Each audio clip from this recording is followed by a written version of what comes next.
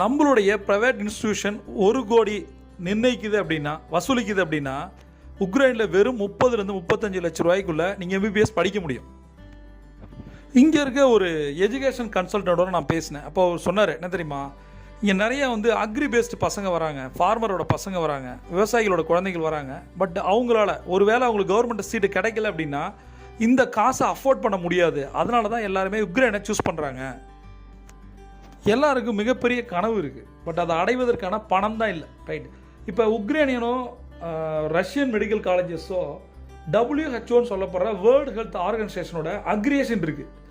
அது மட்டும் இல்லாமல் இந்தியன் மெடிக்கல் கவுன்சிலையும் நீங்கள் ரெகனைஸ் பண்ணப்பட்டிருக்கு. மெயினாக வேர்ல்டு வைடு எங்கே போனாலும் சரி, யூரோப்பியன் கவுன்சில் ஆஃப் மெடிசனும் இதை ரெகனைஸ் பண்ணியிருக்கு. அதனால் உக்ரைனை எல்லாரும் விரும்புகிறாங்க. இன்னும் கூட சில பெனிஃபிட்ஸ் இருக்குது. ஒருவேளை அவங்க உக்ரைன்லேருந்து இங்கே வேலைக்கு வரும்போது